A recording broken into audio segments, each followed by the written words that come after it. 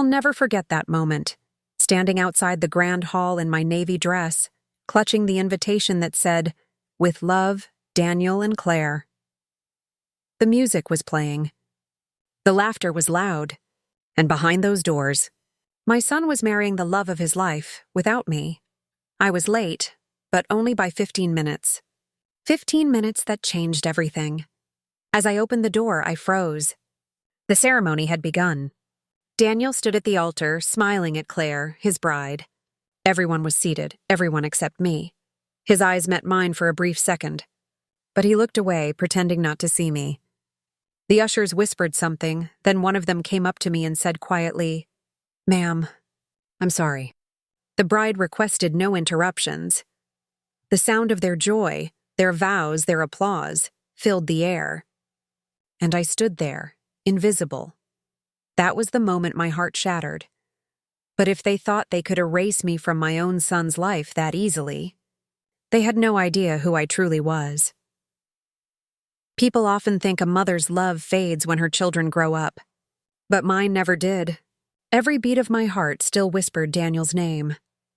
When his father, Martin, walked out on us, Daniel was just 7. He stood at the window that night, clutching his little toy car, waiting for headlights that never returned. And from that moment, I promised myself I would be both mother and father to him. Days blurred into years. I taught during the day, cleaned offices at night, and somehow still made time to cheer at every school play. When we couldn't afford birthday presents, I'd bake him a cake shaped like his favorite comic hero. He'd grin, missing teeth, and shout, "Best mom ever!" That memory still keeps me alive.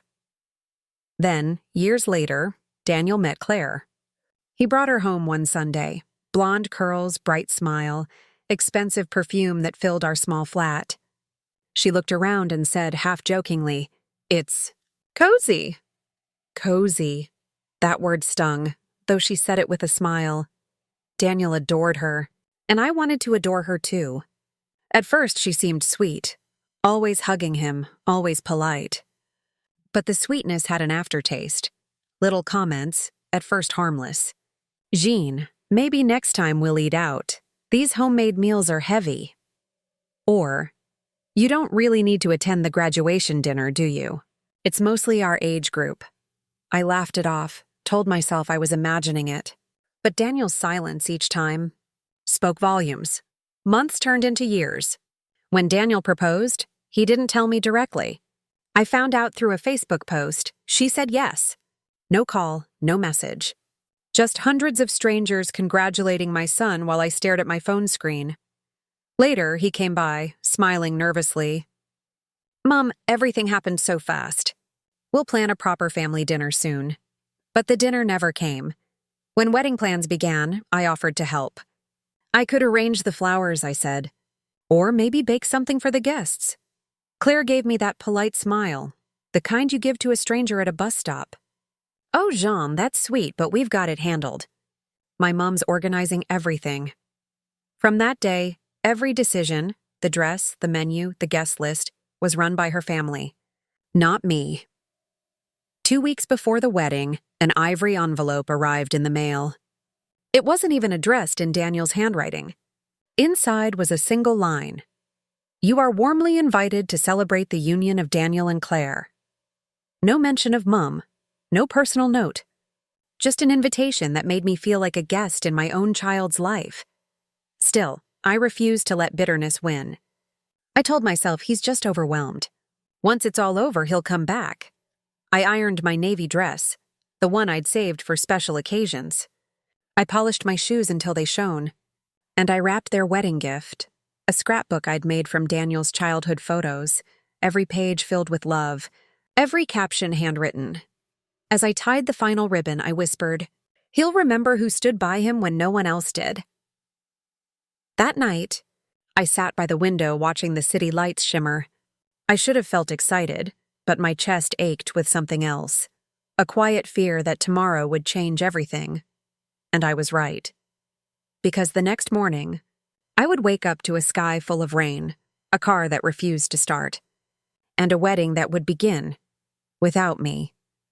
The morning of the wedding felt cursed from the moment I opened my eyes. The sky was gray, clouds heavy with rain. I remember saying out loud, "Please, not today."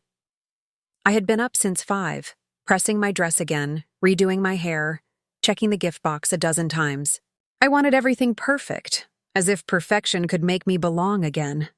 By 8, I locked the door to my little flat, kissed the photograph of Daniel on the mantel, and whispered, "I'm coming, sweetheart." The rain started halfway down the road, soft at first, then relentless. I gripped the steering wheel tighter, my wipers fighting to keep up. But halfway through the motorway, my car sputtered and died. The sound was so sharp it made my heart skip. Steam hissed from the bonnet.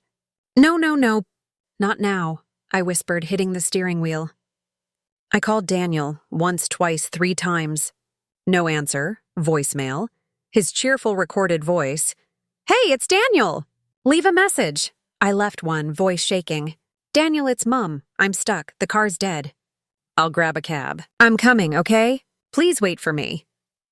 I waited by the road for 20 minutes until a cab finally stopped. By then, my shoes were soaked, my dress wrinkled. I told the driver to hurry, offered him double the fare. But London traffic doesn't care about broken hearts. By the time the church came into view, my watch said 12:15. The ceremony was supposed to start at noon. I ran up those stone steps, clutching the gift box to my chest like a lifeline. Through the heavy doors, I could already hear the soft hum of the organ, the melody of their joy. I pushed open the door just enough to peek inside. Rows of guests sat in silence. Daniel stood at the altar, tall, handsome, nervous. And beside him, Claire, radiant in white. For 1 second, his eyes met mine. I smiled through tears, lifted a hand slightly. But his face didn't change. He looked away, then a hand gently touched my shoulder.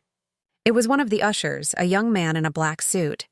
He whispered, "I'm sorry, ma'am." The bride requested no interruptions. His voice was polite but firm, like he was talking to a stranger. I froze. "But I'm his mother," I said softly. He looked uncomfortable. "I know. But the ceremony's begun. Please, if you could wait outside." The words cut through me like glass. Outside. I wanted to scream, to rush in, to tell them how much I had sacrificed for this moment.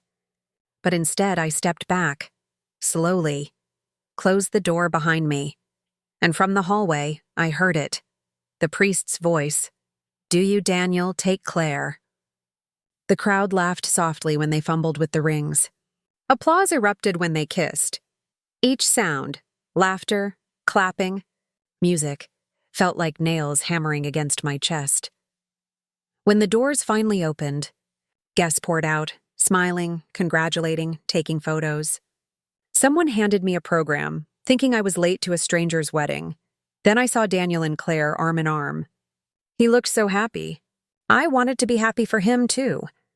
But when he saw me standing there, his smile faltered. "Mum," he said awkwardly, you made it." "I tried," I said quietly. The car broke down. "It's okay," he interrupted. "Let's not make a scene. We'll talk later, yeah? Later." That word again. Always later. He guided Claire toward the photographer. She looked over her shoulder at me. A cold, polite smile. The kind people give when they win. At the reception, no one offered me a seat at the family table. My name wasn't even on the seating chart. I found an empty corner near the back. Behind a floral pillar, I sat quietly, pretending to scroll through my phone, listening to laughter that no longer had room for me. When the waiter offered champagne, I waved it away. Instead, I watched Daniel dance with Claire's mother, spinning her, smiling, glowing under the lights. And in that moment, something inside me broke for good. I reached into my bag and took out the gift, the scrapbook of his childhood. Every photo, every memory glued by my hands. The first day of school, his first football trophy, the note he wrote me when he was 10. "You're my hero, Mum." I wanted to give it to him, but I knew it would just gather dust in some drawer. So I placed it quietly on the gift table. Before I left, I turned once more toward him. He was laughing, with her family. as if I'd never existed. That was the night I realized I hadn't lost my son. He had let himself be taken. I walked out of that hall under the same rain that had started my day. Only now, it felt colder. As I reached the street, a single thought echoed in my mind. If they think they can erase me from his life, they're about to learn who I really am. The night after the wedding, I sat by the window in my small flat. My dress still hung on the chair, stained from the rain and heartbreak. The scrapbook box was gone, left on their table like a piece of my soul. I stared at the candle on the windowsill flickering weakly, and I whispered to it, "Maybe that's me, fading." The silence in the flat was loud. No laughter, no footsteps, no Daniel asking what's for dinner. Just the hum of the old refrigerator and the echo of my own breathing. For days, I couldn't eat. Couldn't sleep? I kept thinking, what did I do wrong? I had loved him more than my own life. I had sacrificed everything. But grief, when left alone too long, changes shape. It becomes something sharper, something that stops asking why, and starts asking what now? A week later, an envelope arrived. It was thick, official-looking. From a solicitor's office in Kensington, I opened it, hands trembling. Inside was a letter, polite, cold, legal. It said that Daniel and his wife, Mrs. Claire Anderson, wished to discuss the transfer and renovation of family property. My property. The little house I'd spent 30 years paying off. The one where Daniel had grown up. For a moment, I thought it was a mistake. Then my phone rang. "Hey, Mom! Did you get the letter?" I did. "What is this, Daniel?" "Oh, nothing serious. Claire and I were just talking. We thought maybe it's time to modernize the house. You know, bigger kitchen, open plan, new flooring. It'll be our place soon anyway, right?" "Our place?" He laughed lightly, not even sensing the tremor in my voice. "Well, yeah! I mean, you're not going to live there forever, Mum. You could move in with Aunt May or get a small flat near the sea. You love the seaside." That was the moment the numbness shattered. My grip tightened around the phone. "So, you and your wife have decided where I'll live now?" He hesitated, voice softening. "Mom, don't take it that way. Claire just wants us all to have stability. She's just—" I cut him off. "Claire wants stability. And what do you want, Daniel?" Silence. Then the call ended. That night, I sat at the kitchen table with my tea growing cold.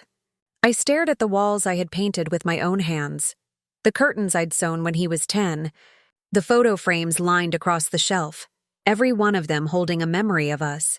And I realized, this house wasn't just bricks. It was my life, and they were planning to strip it from me. For the first time, anger replaced sorrow. Not wild anger, not screaming or crying. A calm, deliberate kind of anger. The kind that comes from a mother who's been underestimated for too long.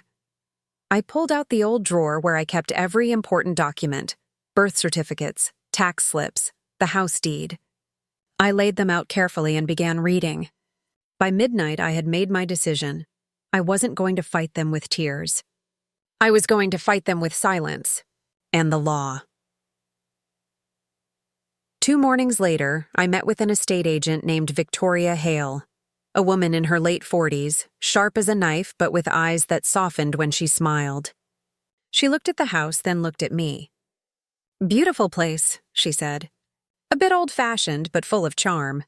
Do you plan to sell?" I nodded slowly. "Yes, but I want to sell it quietly. No public listings. I don't want my family to know." She raised an eyebrow, curious. "Is this a personal matter?" I smiled faintly. "You could say that."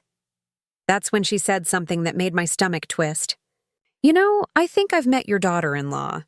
Claire Anderson? She used to work with me. Arrogant little thing, always talking about her future mansion." My heart skipped. "You know her?" "Oh, yes. She left after accusing half the office of jealousy. Thought she was marrying rich." I chuckled bitterly. "Well, she's marrying my son, and apparently my house comes as part of the package." Victoria leaned back, eyes narrowing. "How attached are you to revenge, Mrs. Morris?" I looked up at her. "Attached enough to teach them a lesson they'll never forget." She smiled. Then we'll make this sale happen. Quietly, legally, completely out of their hands. Within 3 weeks, everything was arranged. The paperwork was processed. The funds transferred. The house, my house, officially belonged to Victoria Hale, but I didn't move far. I rented a small flat across the park, just close enough to see the old roofline from my balcony. For the first time in years, I felt free. Not rich. Not powerful, just free. When the sale closed, I left one final thing in the empty living room. A photo of Daniel, age 6, holding a crayon drawing of our house. At the bottom, in his messy handwriting, it said, "Our home. Forever." I left it taped to the wall. A reminder. 2 months passed before I heard from Daniel again. It was a Sunday evening when he called, his voice bright. "Mom, we're coming over tomorrow to start renovations. You'll love what Claire's planned." I smiled to myself, watching the lights flicker across the park. "Oh, that sounds exciting, darling. I hope it all works out beautifully." I didn't tell him a thing. The next morning, I took my cup of tea to the window. Across the park, a moving truck stopped in front of the old house. Out stepped Claire in her designer coat, barking orders at the men carrying boxes. Daniel followed, looking proud, holding a folder, probably the renovation plans. I watched quietly as they walked up to the door. Daniel fumbled with his old key. It didn't fit. He frowned, tried again. Then again. Finally, the door opened, but not by his hand. Standing there was Victoria, arms crossed, elegant as ever. Even from a distance, I could imagine the confusion on their faces. "Excuse me," she said, voice crisp. "Can I help you?" "We're here to start work." "This is my mother's house," Daniel said. Victoria smiled coolly. "I'm afraid you're mistaken. Your mother sold this property 2 months ago." "To me?" Claire's jaw dropped. "No! That can't be. She wouldn't." "She did," Victoria said. "And frankly, I don't think she owes you an explanation." Daniel's voice cracked. "Mom, what did you do?" I didn't answer. From my balcony, I simply raised my cup of tea, a quiet toast to my peace. For years, I thought love meant sacrifice. That being a good mother meant giving everything, even to those who forgot your worth.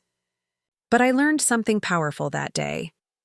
When people try to take your peace, the best revenge is to take yourself away from them. I didn't scream. I didn't fight. I simply reminded them that everything they thought they owned was built by the hands they chose to forget. That night, as the rain returned, I stood by my window again. Only this time I wasn't broken. I was whole. And as I whispered to the candle on the sill, I said, "I didn't lose my home. I just reclaimed my freedom." The next morning, sunlight spilled through the curtains. Soft, warm, almost mocking. I didn't sleep that night. I'd sat awake on the sofa, staring at the scrapbook I once meant as a gift. It used to represent love. Now, it was my reminder. Love without respect is nothing. Today was the charity event. Claire's family had spent weeks bragging about it. A showcase of unity and generosity, they said. But today, it would showcase something else entirely. I dressed simply, not like someone attending a gala, but like someone attending closure. A white blouse, navy skirt, and my late husband's watch. The only thing Daniel never knew I still had. It ticked softly, like a countdown. When I arrived, the venue sparkled with chandeliers and the kind of laughter that hides pride. Claire's mother, Margot, was busy greeting the city's elite. Claire herself was radiant in a gold gown, the picture of perfection beside my son. Daniel looked older, tighter around the eyes, like someone living a life that didn't quite fit him. I waited near the stage. Their fundraiser speech began, Claire thanking her family, her parents, her friends. Then Daniel, forced smile, took the mic and said, "And of course my amazing in-laws who've supported us since day one." Not a single word about me. My hands trembled, not from anger, but from release. Because I knew what came next. When the applause died, the lights dimmed for the special presentation. Claire's family had prepared a slideshow of their love story. But thanks to a little flash drive I'd slipped into the technicians folder earlier, something else appeared. The screen flickered. And then, instead of champagne toasts and engagement photos, a video began. Home clips of Daniel as a boy. Daniel on his first bike. Daniel holding my hand at the park. Daniel crying when his father left, and me wrapping my arms around him. Then came my voice, recorded from one of my old tapes. You don't need the world's approval, my love. Just remember who stood with you when no one else did. The room fell silent. Every guest turned from the screen to Daniel. His face was pale, eyes glassy. Claire whispered something, but he didn't respond. The montage ended with a final image. Daniel at 10 years old, holding a handwritten sign, "My mum is my hero." I watched Claire's mother's smile fade like spilled wine. Margot tried to signal the technician to stop it, but it was too late. The room had seen everything. When the lights returned, Daniel walked off the stage, past the guests, past Claire, until he found me. Mum. What did you do? I reminded them who you were before they erased me. He looked at me for a long moment, torn between pride and guilt. Then, in a voice so quiet only I could hear, he said, "You shouldn't have done that." "No, Daniel. You shouldn't have forgotten." He didn't say another word. He turned and left, not toward the stage, not toward Claire, but toward the exit. And I let him go. Because sometimes a mother's love has to hurt to be heard. The whispers filled the hall. Did you see that? Was that his real mother? Unbelievable. Margot rushed over, voice sharp like broken glass. How dare you embarrass us? Embarrass you? No, dear. I just showed the truth you kept hidden. I walked out before she could answer. Outside, the air felt light. For the first time in years, I could breathe. That night, I sat on my porch with a cup of tea. The scrapbook and my real gift lay beside me. I didn't need to give it anymore. It had already done its work. 2 days later, a knock on my door broke the silence. I opened it to find Daniel standing there, eyes red, hands shaking. He didn't speak. He just held up the scrapbook. I watched it. Every page. Every word. "I'm so sorry, Mum." He fell to his knees like a child, crying into my lap. And in that moment, I realized something. My revenge wasn't about humiliation. It was about memory. Forcing him to remember the woman who raised him, not the woman society told him to honor. Forgiveness didn't happen that night. But healing began. And sometimes that's enough. The world outside still judged, still gossiped. But for the first time, Daniel and I sat quietly together. No titles, no expectations, just mother and son. He looked up and whispered, "Can we start over?" And I smiled. We never stopped, Daniel. You just took a longer road home. If you've ever felt forgotten by the people you love most, remember, silence can be your sharpest weapon. Sometimes the sweetest revenge is reminding them who you really are. And if this story touched your heart, please subscribe to Jean's Stories for more tales of heartbreak, courage, and redemption. Because every story deserves to be heard. It's been 6 months since that night. 6 months since my world cracked open and somehow began to heal in ways I never expected. After the fundraiser incident, Daniel and Claire separated for a while. Rumor had it that her parents were furious, not because of what I did, but because their perfect image was dented. They wanted silence, not scandal. But the thing about truth is, once it's spoken, it doesn't go back to sleep. Daniel moved out of their house. He rented a small flat by the river, quiet and unpolished, much like the boy he used to be. Every Sunday he comes by with groceries. He still apologizes for things I no longer need him to fix. "Mum, I wish I'd listened sooner." "We all wake up at our own pace, son. Some mornings just take longer to dawn." Claire hasn't spoken to me since. But that's all right. Some bridges aren't meant to be rebuilt. They were never built on truth in the first place. One afternoon, Daniel brought me a small envelope. Inside was an old photograph. Him and me at the beach, his tiny hands covered in sand, both of us laughing at something silly. He'd written on the back, "For the woman who never left, even when I did." That's when I realized my revenge was never about destruction. It was about recognition, making sure that, before the world applauded my son's success, it remembered who taught him to stand in the first place. These days, I tend to my garden more. Roses, lilies, a few daisies that refuse to grow straight. They remind me of Daniel, imperfect but persistent. Sometimes I catch myself smiling at the sky, whispering, "We're all right now, Martin. He finally came home." The past no longer hurts. It teaches, and I've learned that love doesn't always sound like forgiveness. Sometimes it sounds like quiet boundaries. Sometimes it means stepping back and letting your absence speak louder than your pain. A few weeks ago, Daniel invited me to dinner. Not a grand affair, just him, a home-cooked meal, and a candle that kept flickering out because of the draft. Halfway through, he said, "Mom, I'm starting a charity. For single parents. In your name." My throat tightened. For once, I didn't have words. Because after everything, my son had finally learned the language of gratitude, the kind you can't fake on a stage. Maybe that's what life is, a circle of forgetting and remembering. People forget what you've done, what you've given, what you've endured. But life has a way of circling back, reminding them, reminding you, that truth always finds its voice. I don't regret missing that wedding anymore. Because if I hadn't, Daniel might never have found his way back to me. Sometimes being left out of one moment gives you back a lifetime. So if you're listening to this and someone has made you feel invisible, don't chase their recognition. Let your silence, your strength, and your story do it for you. Because one day the people who look down on you will have to look up just to meet your eyes again. And to you, dear listener. Thank you for sharing this journey with me. If this story touched your heart or made you see your own reflection somewhere in mine, please subscribe to Jean's Stories.